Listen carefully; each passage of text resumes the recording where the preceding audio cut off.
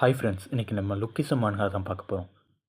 இந்த சாப்டரோட ஸ்டார்டிங்கில் Daniel park அவனோட ஒரிஜினல் பாடியிலையும் மாற்றத்தை கொண்டு வரணுங்கிற காரணத்தினால அதுலேயுமே ஒர்க் அவுட் பண்ண ஆரம்பிச்சிருப்பாங்கிறத பார்த்துருப்போம். இவன் காலையில் ஜாகிங் போகிறப்ப ஹாஸ்டலை பற்றி தான் நினைக்கிறான். அந்த ஓலியும் அவன்கிட்ட நான் பேசினது கூட இல்லை, ஆனால் அவன் எப்படிப்பட்டவங்கிறத பற்றி எலி பேசி கேட்டிருக்கேன். அவன் ஃப்ரீடமை விரும்பினதுக்காக தான் இவ்வளோ பெரிய வன்முறையை பண்ணான்னு கேள்விப்பட்டேன். என்னால் அவனை புரிஞ்சுக்க முடியுது. கிட்டத்தட்ட நாங்கள் 2 பேரும் ஒரே மாதிரியான வாழ்க்கையை தான் வாழ்ந்துருக்கோம். இவனை பேரண்ட்ஸ் அடக்கி ஒடுக்கி கெட்டி போட்ட மாதிரியான ஒரு வாழ்க்கையை கொடுத்துருக்காங்க.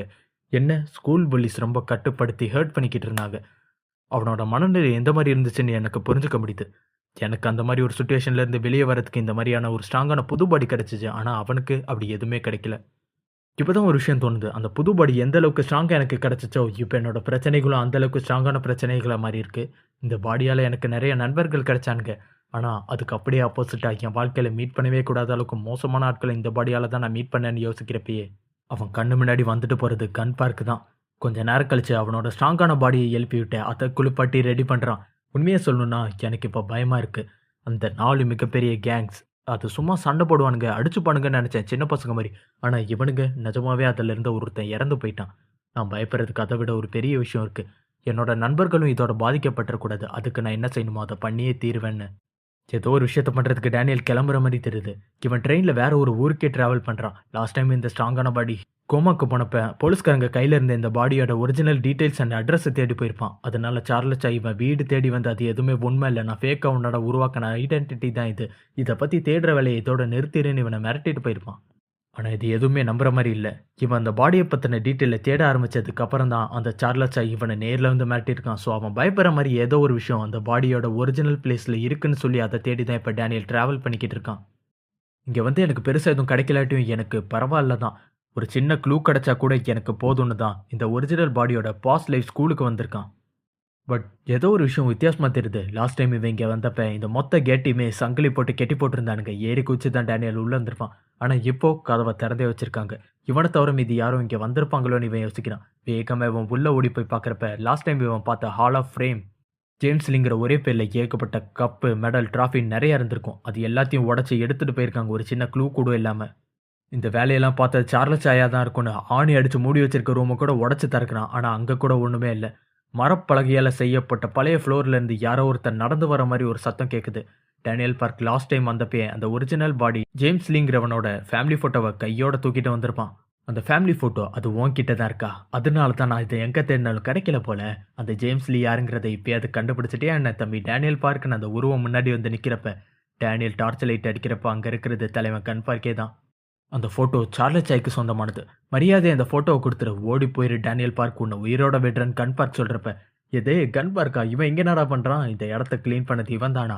அந்த டிராஃபிஸ் காணாமல் போனதுக்கு காரணமும் இவனாக தான் இருப்பான். சார்லஸ் இவன் வேலை செய்கிறான்னு யோசிக்கிறான்.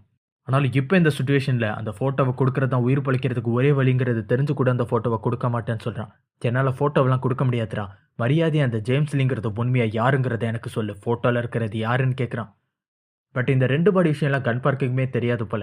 இந்த காலத்து பசங்கிட்ட இதான் பிரச்சனையே, வாயால் சொன்னால் கேட்க மாட்டீங்களா, அடிச்சு தான் உங்ககிட்ட இருந்து வாங்கணும்னு இவன் மூஞ்சியில் கன் ஒரு பஞ்சு வைக்கிறப்ப கடைசி நேரத்தில் ஒரு இரும்பு ஃப்ளாஸ்கை வச்சு அந்த பஞ்சை பிளாக் பண்ணியிருக்கான். ஆனால் கன்னோட கைத்தோட அந்த ஃப்ளாஸ்கிலே பதிஞ்சிருக்கு. நான் சொல்கிறது சரியாக கவனிச்சுக்கோ டேனியல் பார்க், உனக்கும் ஜேம்ஸ்லிக்கும் சம்மந்தமே இல்லை. நான் உன் முகத்தில் ஒரு பஞ்சு வைக்கிறப்ப நம்மால் அப்பயும் காலியாகல. எதுக்காகடா நீ ஜேம்ஸ்லியை பற்றி தேடுற? ஜேம்ஸ்லியை ஏன் உன்கிட்ட இருந்து ஒழிச்சு வச்சிருக்காங்கிறத பற்றி எனக்கும் தெரியல தான். ஆனால் எனக்கு தெரிஞ்சதெல்லாம் என்னன்னா, நீ ஜேம்ஸ்லியை பற்றி தெரிஞ்சுக்க வேண்டிய அவசியம் இல்லைன்னு சொல்லி இவன் டேனியல் பார்க்க செம்மையாக அடிக்க ஆரம்பிக்கிறான். நான் உருவாக்கின அந்த 4 மிகப்பெரிய கேங்கை அழிக்க போகிறேன்னு சொன்னப்ப எனக்கு ஆச்சரியமாக இருந்துச்சு. ஏதோ அதுதான் உன்னோட வாழ்க்கையோட லட்சியங்கிற மாதிரி பேசினல. என்னை பொறுத்த வரைக்கும் அது எல்லாமே சின்ன பசங்க விளையாட்டு மாதிரி. அதுக்கும் மேலே ஏகப்பட்ட விஷயம் பண்ணுறேன். நான் ஜேம்ஸ்லியை பற்றின உண்மையை நீ தேடுறது அது தப்பான விஷயம் தம்பி. இப்போ நீ பார்டரை தாண்டுற, அது சார்லஸ் சாய்க்கு எதிராகவே உன்னை எதிரியாக மாற்றிடும். உன்னோட நல்லதுக்காக தான் சொல்கிறேன்னு இவனை பொழந்துட்டே பேசுகிறான். இதையும் தாண்டி நீ உண்மையை தெரிஞ்சுக்கணும்னு ஆரம்பிச்சேன்னா என்னோட 4 மிகப்பெரிய கேங் மாதிரி நீ ஒரு கேங் ஆரம்பிச்சு அதுக்கு நீ தலைவனாரு. அப்போ எனக்கு என்னெல்லாம் தெரியுமோ அது எல்லாத்தையும் உனக்கு நான் சொல்கிறேன்னு கன் பார்க் சொல்கிறான்.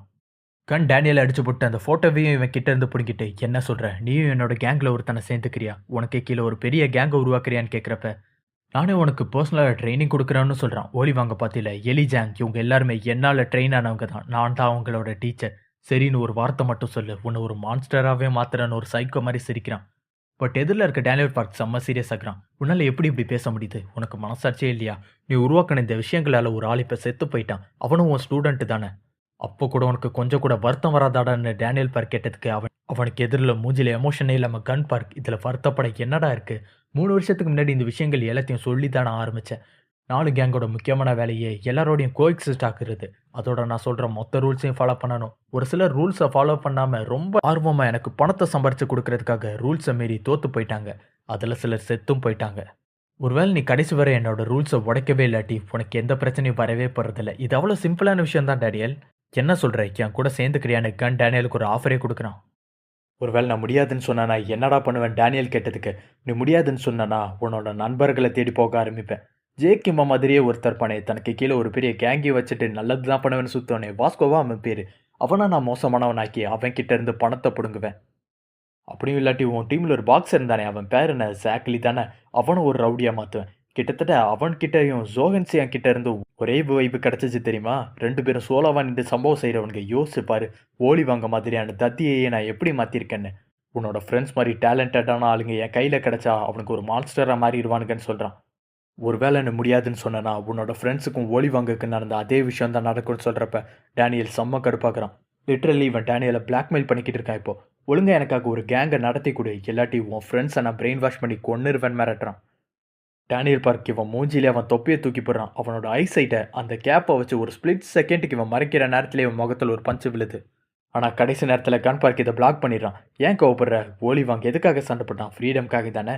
கடைசியில் அவன் செத்து போனப்ப அவன் ஆசைப்பட்ட ஃப்ரீடம் கிடச்சிருச்சுல, பறந்துட்டான். கூலாக பேசுகிறான். இப்போ கூட இவனை புரிஞ்சுக்கவே முடியல. போன சாப்டரில் தான் அதே ஓலிவாங்காக துக்கம் அனுசரிச்சு கொஞ்சம் சோகமாக இருந்த மாதிரி காமிச்சிருப்பாங்க. இப்போ இப்படி பேசிக்கிட்டு இருக்கான். இங்கே டேனியல் கன் பார்க் உட்காந்துட்டு சேரை கவுத்து விட்டு அவனை சிம்பிளாக கீழே தள்ளி விடுறான். என்ன, ஒருத்தன் இறந்து போனது இப்போ தான் அவனுக்கு பயம் வருதா? ஆரம்பத்துலேருந்தே நீ இதை இவ்வளோ சீரியஸாக எடுத்துக்கல. நான் விளாட்ற கேம் இப்படி தான் உயிரிழப்போட இருக்கும். நான் உருவாக்கின கேங்கே நீ அழிப்பியாடான்னு சொல்லி கன் பார்க் இவனை கிக் பண்ணுறப்ப பதிலுக்கு அவனும் ஒரு பஞ்சை வைக்கிறான். ஆனால் கன் கோவப்படுற மாதிரியே தெரியல. அந்த பஞ்சை வாங்கிட்டு கூட இவன் கேட்குறது, உன் மனசில் இருக்கிறதுல பெரிய ஆசை இது பணமா? நினச்சி பாரு, எனக்கு அடுத்த இடத்துல நீ வந்துட்டேன்னா உன்னை என்னோட வாரிசாக்கிடுறேன். கேட்கப்பட்ட பணம் சம்பாதிக்கிறான். உன்னோட வயசான அம்மாவை பற்றி கொஞ்சம் யோசியேன். அவங்க வாழ்நாள் ஃபுல்லாக அவங்க கண்ணால் பார்க்கக்கூட முடியாத அளவுக்கு பணத்தை நீ சம்பாதிக்கலான்னு இவன் பேசுகிறப்ப டேனியல் இன்னும் சீரியஸ் ஆக்குறான். உன் வாயிலிருந்து மறுபடியும் இன்னொரு தடவை என் அம்மாவோட பேரை இழுக்காதடான்னு. எவ்வளோ அடி வாங்கினாலும் கண் அசர மாதிரியே தெரியல. என்கிட்ட கொஞ்சம் திமிராக தான் நடந்துக்கிற, ஆனால் நீ ஒரு கேங்குக்கு ஹெட்டாக போகிறதுனால இந்த திமிரை நான் ஏற்றுக்கிறேன்டான்னு இவனை கிக் பண்ணி பறக்க விட்றப்ப நம்ம ஆளோட கதை இங்கேயே முடிஞ்ச மாதிரி தெரியுது. இதே நேரத்தில் தூரத்தில் இருக்க வேற ஏதோ ஒரு நாட்டில் கன் பார்க்குக்கே ஆர்டர் கொடுக்குற பாஸ் சார்லஸாயும் ஹீரோவோட ஃப்ரெண்டு மஞ்சமுடி பையன் ஜே அவனோட அப்பாவும் ஒன்றா வேட்டையாடுறாங்க. இதுக்கு முன்னாடியே ஜேயோட அப்பா அந்த சார்லஸாயை மிரட்டிட்டு போயிருப்பாரு. குழந்தைங்களை வச்சு நீ எதுவும் தப்பான பிஸ்னஸை பண்ணக்கூடாதுன்னு. அது விஷயமா தான் பேச்சு கொடுக்குறாரு இந்த இடத்துல கூட. இல்லைப்பா தம்பி, ஒரு விஷயத்த கேள்விப்பட்டியா? நம்ம ஊருக்கு பக்கத்து ஊரில் யாரோ ஒரு பையன் இறந்து போயிட்டான இந்த கேங் வார் பிரச்சனையால். இவங்க எல்லாருமே யாரோ ஒருத்தருக்கு பணத்தை கலெக்ட் பண்ணி கொடுக்கறதுக்காக தான் சண்டை போட்டுக்கிறாங்கன்னு கேள்விப்பட்டேன். என்னோட கேஸ் என்னன்னா, ஏன் அந்த பணத்தை எல்லாத்தையும் இந்த கேங்கை வச்சு கலெக்ட் பண்ணி ஒரு பிஸ்னஸ் மேனுக்கு கேபிட்டலாக கொடுக்கக்கூடாதுன்னு இந்த ஆள் பேச ஆரம்பிக்கிறப்பயே அவனை நோக்கி சார்லஸாய் ஷூட் பண்ணுற மாதிரி தெரியுது. பட் அவன் ஷூட் பண்ண புல்லட்டு ஜே அப்பா மேலே படாமல் அவர் பக்கத்தில் இருக்க ஒரு மரத்தில் பட்டுருச்சு. ஜஸ்ட் மிஸ்ல இருந்தாலும் உயிர் தப்பிச்சிருக்காரு. மன்னிச்சிருங்க, டக்குனு என் கண்ணுக்கு பார்க்கறதுக்கு ஒரு வயசான கீரிப்பிள்ளையை பார்த்த மாதிரியே தெரிஞ்சிச்சுன்னு சார்லஸ் இவனை மிரட்டுறப்ப ஜேயோட அப்பாவுமே இவன் பக்கத்தில் இருக்க ஒரு மரத்தை ஷூட் பண்ணுறாரு. என்ன சேர்மன், நீங்களும் வயசான கீரிப்பிள்ளையை பார்த்தீங்களா என்னன்னு அவன் கூட கேட்டதுக்கு, சீச்சி இல்லைடா, நான் உன் தலைக்கு தான் எய்ம் வச்சேன். இரேன் அப்படியே நில்லு, நான் மறுபடியும் எய்ம் பண்ணுறேன்னு இவன் தலைக்கு நேராக கண்ணை வச்சு இவனை மிரட்டுறாரு. அங்கே இருக்கிற பாடி கார்ட்ஸ்லாம் இவரை காப்பாற்றுறதுக்கு ஓடி வரப்பேன் அந்த பாடி கார்ட்ஸ் போகிற வழியில் கன்னோட ஃப்ரெண்டு கூக்கியும் பிளாக் பண்ணுறான். கொஞ்ச நேரத்துக்கு இவங்களை யாரையும் தொந்தரவு பண்ண விடாமல் பார்த்துக்கணுங்கிறது தான் இவனோட ஆர்டர். சார்லஸாய், நீ ஜெயிலில் கக்கூஸ் கழுவுன்னு செய்து கேள்விப்பட்டனே, அப்படி ஜெயிலில் நீ யாரை தான் மீட் பண்ண, இவ்வளோ பெரிய ஆளாயிட்டேன்னு ஜெயோட அப்பா நக்கலை கேட்குறப்ப ஜெயிலில் நிஜமாவே இவன் பாத்ரூம் கழுவிட்டு தான் இருந்திருக்கான். அவன் கண்ணுக்கு முன்னாடி இருந்தது கன் பார்க் தான். இங்கே டேனியல் பார்க்க காலி பண்ணிட்டு கன் இவனுக்கு முன்னாடி நிற்கிறப்ப, இவ்வளோ பலவீனமாக இருக்க நீ எப்படி ஜெரி வாங்க காலி பண்ணியிருக்க முடியும்? இதனால் நம்பவே முடியல. பலசாலியாக இருக்க, அதே நேரத்தில் பலவீனமாகவும் இருக்க. நிஜமாவே யார் தாண்டா நீ? கடைசியாக ஒரு ஆஃபர் கொடுக்குறேன், எனக்காக ஒரு கேங்கை உருவாக்கி, இல்லாட்டி இங்கேயே செத்து போயிருன்னு. லிட்ரலி ஒரு கேங்கை உருவாக்கலாட்டி இவனை இங்கேயே கொன்னுருவேன்னு மிரட்டுறான். ஆனால் இப்போ கூட டேனியல், என்னால் முடியாது. நீ ஏற்கனவே ஆரம்பித்து வச்ச கேங்கையும் நான் அழிப்பேன். ஜேம்ஸ் லீ யாருங்கிற உண்மையை தெரிஞ்சுப்பேன். அதுக்கு பதிலாக ஒன்றும் இல்லை, உன் சார்லஸ் சாயே எனக்கு எதிராக எதிரிகளை ஆக்கிக்கிட்டாலும் எனக்கு பரவாயில்லன்னு பேசுகிறப்ப, சரி இதுதான் உன்னோட முடிவுனா இங்கே செத்து போடான்னு இவன் டேனியல் பார்க்க கொல்லவே ஆரம்பிச்சிட்டான். சுத்தமாக இவனோட கதை முடிஞ்ச மாதிரி தெரியுது. அவ்வளோதானா? எனக்கு தான் இவ்வளோ பில்டப் கொடுத்துக்கிட்டு இருந்தேன் நான் கன் பார்க் அசால்ட்டாக நினைக்கிற டைமில் கடைசி நேரத்தில் கன் காற்றுலே ஒரு ஹாரர் வைப்பை ஃபீல் பண்ணுறான். மயங்கி விழுந்த டேனியலோட பாடி ஒரு பேய் மாதிரி எந்திரிச்சு நிற்குது. இது எப்படி சாத்தியம்? எனக்கு நல்லா தெரியும். இவன் மூளைக்கு போற ரத்த ஓட்டத்த நிறுத்தி இவன மயக்கமடைய வச்சேன். இப்ப எப்படி இவன் நடமாடுறான்னு கண் நெனைக்கிற நேரத்திலே இவன அடிச்சு ஏர்ல பறக்க விட்டுருக்கான். நம்மாள் ஏர்ல பறந்து விழ்றப்ப கூட, ஆ இதான் இந்த காலத்து பசங்கட்ட பிரச்சனையே. மயங்கி விழுந்தா கூட எந்திரிச்சு வரானுங்கன்னு இவன் பேசுறப்ப, எதிர்ல டேனியல் பார்க் நிஜமாவே நடந்து வரான் தூக்கத்துல வர மாரி. அல்ட்ரா ஐன்ஸ்டீன் மோடுக்கு போயிட்டான் போல. கடைசியா இந்த ஸ்டேட்ல பார்த்தப்ப ஜாக் லீ அண்ட் ஜெரி வாங் 2 பேரையும் தனியா நின்னு காலி பண்ணியிருப்பான். எப்போ இருந்து நீ இப்படி நிக்க ஆரம்பிச்சடா? சுய நினைவே இல்லாட்டியும் உன் பாடி மட்டும் தனியா ஃபைட் பண்றது, அது எப்ப இருந்து உனக்கு இருக்கு? இந்த மாரி ஒரு விஷயத்த பார்த்து பல வருஷமாச்சு. ஏன்னா, நீ என்ன மாரியே இருக்கடான்னு சொல்றப்ப, இவனுக்கும் இந்த தூக்கத்துல நடக்கிற வியாதி மாரி தூக்கத்துல சண்டை போடுற வியாதிக்கும் ஏதோ ஒரு சம்மந்தம் இருக்க மாரி தெரியுது. சேம் இவனுக்கும் இதே பவர் இருக்கு போல. இப்படி ஒரு விஷயத்த நான் பாப்பேன்னு எதிர்பார்க்கவே இல்லை. என்ன மாதிரியே ஒருத்தனா நான் ரொம்ப சந்தோஷமா இருக்கேன்னு இவன் பேசுறப்பே இவனுக்கு ஒரு அடி விழுது. டேனியல் பார்க்க மாதிரியே கன் பார்க்கும் இதே மாதிரியான எபிலிட்டி இருக்கிற ஒரு ஆள் தான். இந்த எபிலிட்டி டேலண்டடா வரதில்ல. ரத்த சம்மந்தத்துல வர மாதிரியான ஒரு எபிலிட்டி. இது எல்லாத்துக்குமே ஒரு பெரிய தொடர்பு இருக்குமோங்கிற மாதிரியான சந்தேகம் வருது. கடைசி நேரத்துல டேனியல் பார்க்க மாதிரியே கன் பார்க்கும் அதே ஃபிளாஷ்க வச்சு இவனோட பஞ்சை தடுத்திருக்கிறப்ப, இவன் பச்சு பண்ணப்ப அந்த ஃபிளாஸ்க்ல தடம் தான் பதிஞ்சு இருந்துச்சு. இப்ப இந்த ஃபிளாஸ்கே 2ஆ உடைஞ்சு போயிருக்கு. இப்ப தெரியுது நீ எப்படி ஜெய்வாங்க பொழந்துன்னு இவன் பேசி முடிக்கிறதுக்குள்ள டேனியல் கண் பார்க்கே பொழக்கிறான். இங்க கண் பார்க்க அவனை எதிர்த்து சண்டை போட ஆரம்பிக்கிறான். பட் கொஞ்ச நேரம் கூட இவனுக்கு எதிரில் நிக்க முடியல. இதுக்கு முன்னாடி இவன் காப்பி பண்ணி வச்சிருந்த ஃபைட்டிங் மூவ்ஸ்லாம் இப்போ தூக்கத்தில் சண்டை போடுறப்ப இந்த பாடி யூஸ் பண்ணிக்கிட்டு இருக்கு. நிஜமாவே ஒருத்தனால இந்த அளவுக்கு ஸ்ட்ராங்காக இருக்க முடியுமா? அதுவும் மயக்கத்தில் இருக்கப்ப கூட சண்டை போடுற ஒரு எபிலிட்டியோட. இப்படி இருந்து கூட நீ ஸ்டார்டிங்கில் பலவீனமாக அடி வாங்கினா அதுக்கு 2 காரணம் தான் இருக்கணும். ஒன்று என்னை ஏமாத்த ட்ரை பண்ணியிருக்கணும். அப்படி இல்லாட்டி உனக்குள்ளே இந்த அளவுக்கு சக்தி இருக்குங்கிற விஷயம் உனக்கே தெரியாமல் இருந்திருக்கும். இந்த இடத்துல டேனியல் கன் பார்க்க தூக்கி போட்டு மிதிக்கிறான். கன் பார்க் இந்த அளவுக்கு அடி வாங்குறது எந்த பேனலையும் இதுக்கு முன்னாடி நம்ம பார்த்துருக்கவே மாட்டோம். இந்த இடத்துல அவன் பயப்படவே ஆரம்பிச்சிட்டான் லிட்ரலி. நான் வாழ்கிற அதே உலகத்தில் இந்த மாதிரி ஒரு மான்ஸ்டர் வாழுதா எனக்கு பயமாக இருக்குது. ரொம்பவே பயமாக இருக்குது. ஆனால் அதனால தான் இந்த சண்டை இந்த அளவுக்கு ஜாலியாக இருக்குன்னு இவன் முகத்தை சைக்கோ மாதிரி வச்சுட்டு சிரிக்கிறான். இந்த வலி பயம் எல்லாத்தையுமே இவன் இப்போ ரசிக்க ஆரம்பிச்சிட்டான். இந்த அளவுக்கு ஸ்ட்ராங்கான ஒருத்தன் அவன் வாழ்க்கையில் ஒரு கஷ்டமான ஃபைட்டை ஃபீல் பண்ணுறது ரொம்ப ரேர். அதனால இவனுக்கு எதிரில் இந்த அளவுக்கு ஸ்ட்ராங்கான ஒரு ஆப்போனட் இருக்கிறப்ப இந்த சுச்சுவேஷனை ஒரு தீம் பார்க்கில் இருக்க மாதிரி கொண்டாட ஆரம்பிச்சிட்டான். டேனியல் பார்க், இந்த உலகத்திலேயே 2 பேர் தான் என்னை இந்த அளவுக்கு சந்தோஷப்படுத்தினது. ஒன்று அந்த கிறுக்கன் கூக்கிம், 2வது எனக்கே டீச் பண்ண டீச்சர், 3வது ஆள் நீ தான்டா. எனக்கு உன்னை ரொம்ப பிடிச்சி போச்சு. வா ஒருத்தர் கொண்டுக்கலான்னு பேசிட்டு இவனுங்களுக்குள்ள சண்டை ஆரம்பிக்குது. பட் அந்த சண்டை என்னாச்சுங்கிறத இப்போ காட்டலை. ஆனால் கொஞ்சம் நேரம் கழித்து டேனியல் பார்க் சடனாக கண்ணு முழிச்சு பார்க்குறான். என்னாச்சு, நான் மயங்கி விழுந்துட்டேன்னா? கடைசியாக ஜாக்லி கூட சண்டை போட்டுப்பையும் இதே மாதிரி தான் எனக்கு நடந்துச்சு. என் பாடிக்கு இப்போ என்ன தான் நடந்துச்சுன்னு இவன் யோசிக்கிறப்ப, இவன் உட்காந்துருக்க இடத்துக்கு கீழே கன் பார்க் நாக் அவுட்டே விழுந்து கிடக்கான். நம்ம இந்த மொத்த சீரீஸ்லையும் பார்க்குற கன் பார்க்கோட முதல் தோல்வி டேனியல் பார்க்குக்கு எதிராக தான். எலிஜாங்க கூட இவன் பொழைச்சி போன தான் விட்டுருப்பான். பட் இப்போ பேச்சு மூச்சு இல்லாமல் தரையில் விழுந்து கிடக்கான். டேனியல் சுய நினைவுக்கு வந்துட்டாங்கிற விஷயத்த இவனோட கண்கள் நல்லா இருக்கிறத பார்த்தே கண்டுபிடிச்சிட்டான். இதான் சான்ஸ்னு டேனியல் மூஞ்சிலே ஒரு பஞ்சு விழுது. டேனியல் சுய நினைவுக்கு வரப்ப அவன் உடம்புல இருக்கிற எல்லா எலும்புகளும் நுறங்குற அளவுக்கு வலிக்குது. என்னதாச்சு, ஏதாவது ஒரு எலும்பை உடச்சிட்டான்னு டேனியல் யோசிக்கிறப்பே கன் பார்க் அவனுக்கு முன்னாடி நடந்து வரான். ஆமாடா, நீ எலும்பை உடச்சிட்ட தான். ஆனால் நீ உடச்சது என்னோட எலும்பை அவனோட கையை காமிக்கிறப்ப இவனோட கையை சதஞ்சு போன மாதிரி இருக்கு. ரொம்ப நாள் கழிச்சு நான் இவ்வளோ சந்தோஷமா இருந்தேன் தெரியுமா? ஆனால் நீ சுயநினைவுக்கு வந்து என் ஃபன்னையே கெடுத்துட்டு ஏடான்னு பேசுகிறான். நான் இவனோட கையை உடச்சேனா டேனியல் யோசிக்கிறப்ப யூடியூப்பில் போடக்கூட முடியாத அளவுக்கு அவனோட கையை சதைச்சு வச்சிருக்கான். கண் அவன் முகத்தை அவன் பக்கத்தில் கொண்டு போய், ஒரு விஷயம் சொல்லவா, இது வரைக்கும் எந்த பொண்ணுமே என்னை இந்த அளவுக்கு சந்தோஷப்படுத்தினதில்லை. ஆனால் இன்னைக்கு ராத்திரி உன்னோட பாடியையே சாக்ரிஃபைஸ் பண்ணி என்னை இந்த அளவுக்கு சாட்டிஸ்ஃபை பண்ணியிருக்கேன். உனக்கு ஏதாவது ஒன்று கொடுத்தே ஆகணுமே. அவன்கிட்ட ஒரு என்வலப் கவர் மாதிரி கொடுக்குறான். இவனை ஒரு ப்ராஸ்டிடியூட் மாதிரி நடத்துகிறான். ஒரு சண்டையை மேட்டர் பண்ணுற மாதிரி ரசிக்கிறான் அவன்.